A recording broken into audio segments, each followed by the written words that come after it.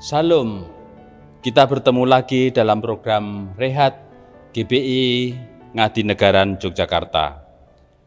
Tema gereja kita tahun ini berjaga-jagalah dalam iman. Tapi renungan hari ini saya beri judul Jangan Takut. Tetapi sebelumnya mari kita berdoa sebelum kita bersama-sama belajar firman Tuhan. Bapa yang di surga, Allah yang kami kenal di dalam nama Tuhan Yesus Kristus, bersyukur dan terima kasih kesempatan yang indah pada hari ini kami boleh bersama-sama belajar kebenaran firman-Mu.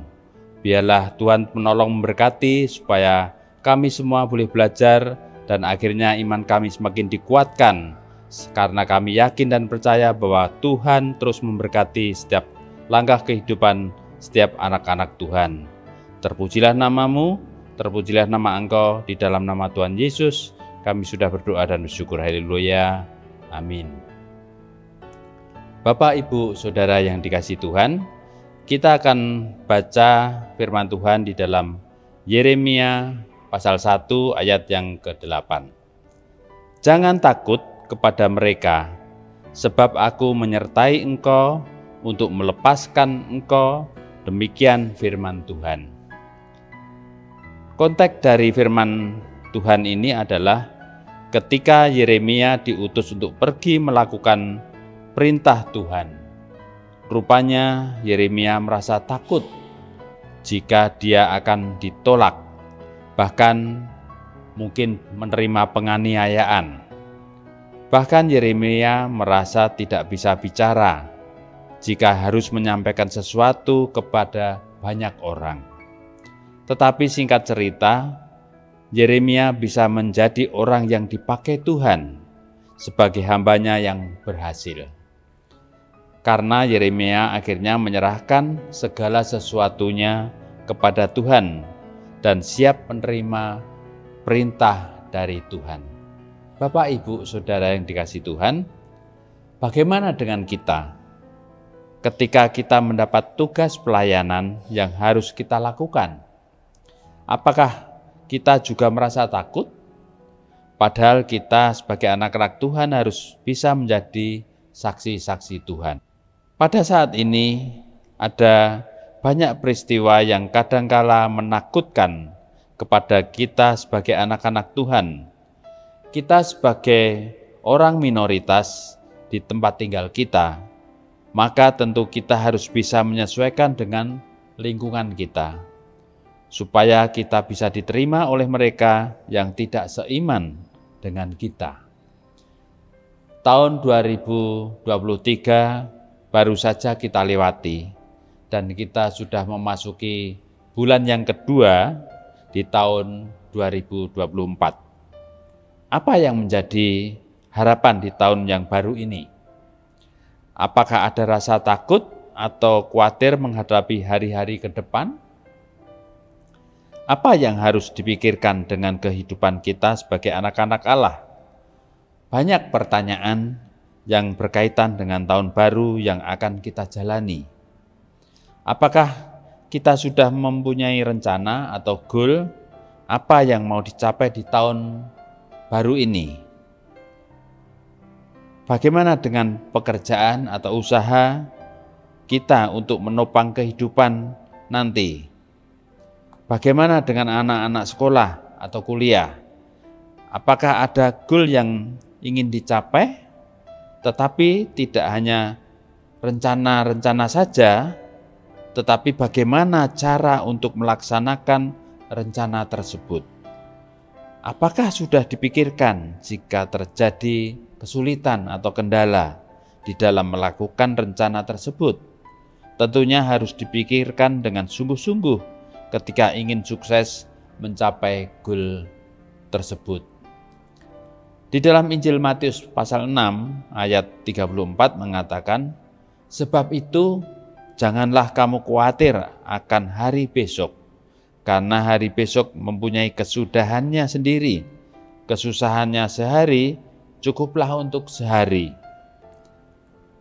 Nah, demikian juga Rasul Paulus ketika itu tidak dalam keadaan baik keadaannya, tetapi dia bisa memberi nasihat yang menguatkan para pengikutnya yang saat itu mendapat tekanan dari orang yang tidak menyukainya. Karena Paulus yakin bahwa hari esok pasti akan lebih baik dari hari ini. Ketika hati dan pikiran selalu takut akan khawatir, maka kita harus merubah menjadi hati yang optimis. Seperti khotbah Bapak Gembala, yakin dan percaya bahwa hari esok pasti lebih baik. Karena Allah kita adalah Allah yang selalu memberikan kebaikan kepada kita anak-anaknya. Ketika kita selalu memikirkan hal-hal yang menyulitkan, pasti apa yang kita kerjakan juga akan menjadi sulit. Kita perlu cross-check atau menengok ke belakang sebentar.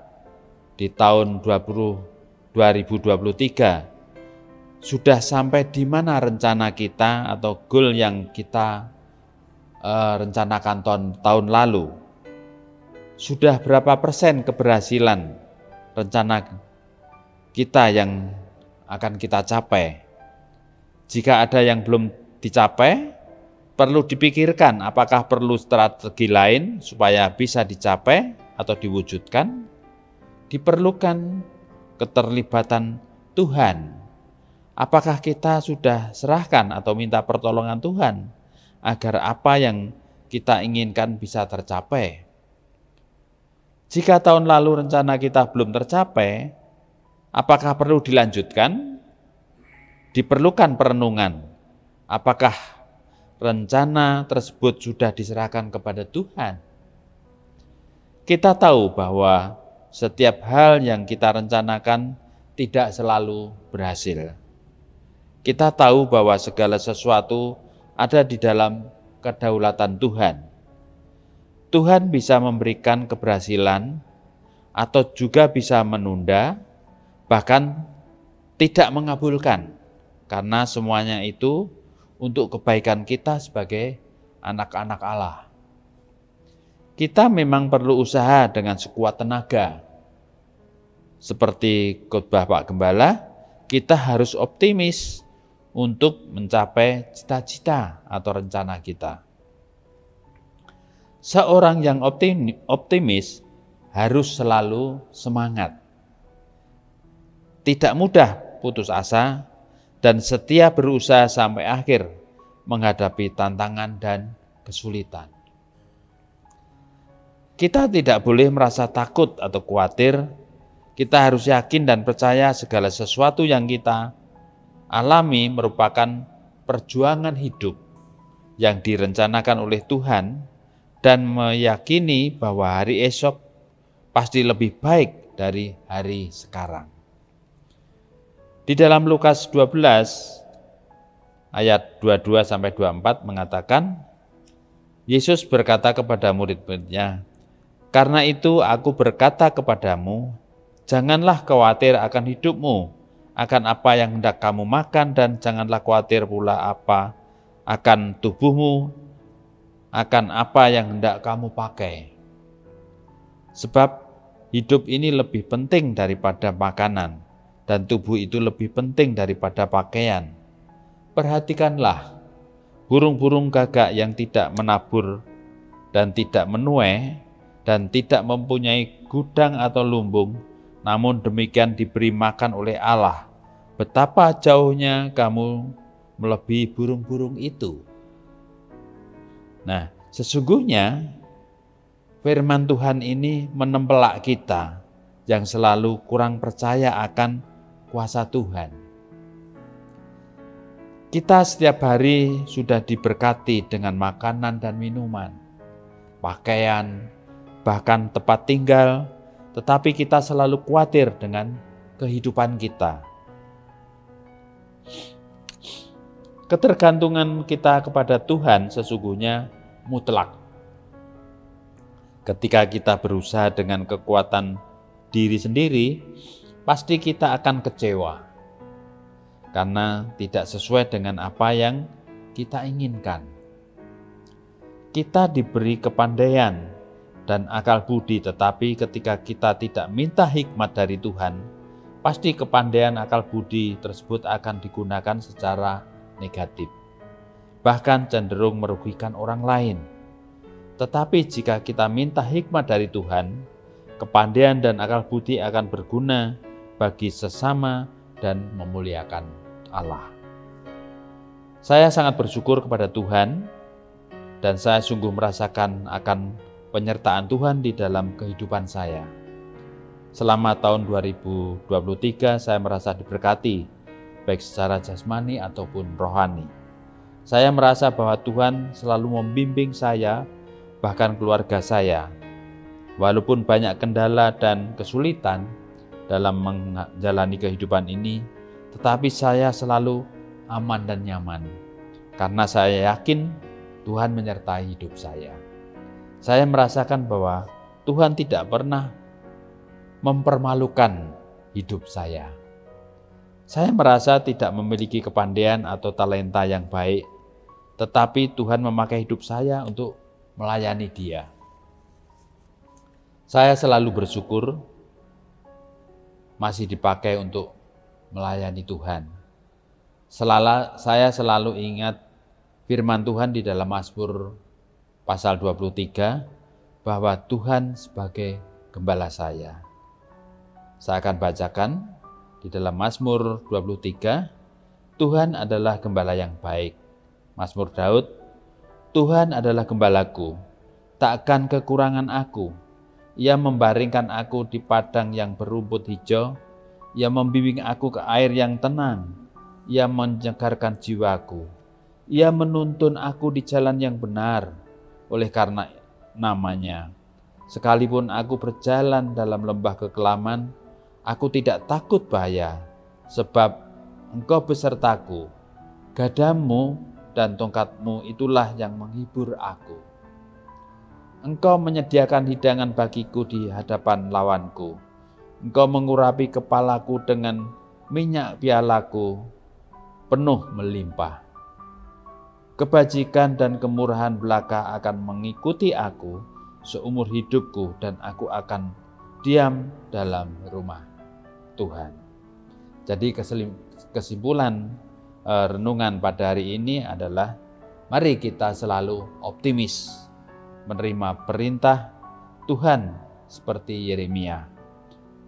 Mari di tahun 2024 ini kita serahkan kepada Tuhan dengan hati dan pikiran yang optimis bahwa Tuhan pasti akan memberkati dan akan menjadi dan apa yang menjadi kerinduan dan cita-cita kita, Tuhan akan mengabulkan. Jadi tetaplah yakin dan percaya kepada Tuhan. Jangan takut atau khawatir menghadapi tahun 2024 ini. Serahkan segala sesuatunya kepada Tuhan untuk menjadi gembala kita yang membimbing kehidupan kita ke air yang tenang, dan Tuhan melimpahkan berkat-Nya kepada kita semua. Amin. Mari kita tutup renungan ini dengan doa. Bapa yang di surga, mengucap syukur dan terima kasih atas anugerah berkat-Mu yang Kau curahkan bagi kami. Pada hari ini kami boleh belajar kebenaran firman-Mu. Biarlah firman-Mu ini semakin menguatkan iman kami, sehingga iman kami semakin dikuatkan. Kami tidak takut lagi menghadapi hari-hari ke depan. Kami mau menyerahkan segala sesuatunya kepada Tuhan. Kami yakin dan percaya bahwa kedaulatan Tuhan akan terus menyertai kehidupan kami sebagai anak-anak. Terpujilah nama-Mu, terpujilah nama Engkau. Dalam nama Tuhan Yesus kami berdoa ini.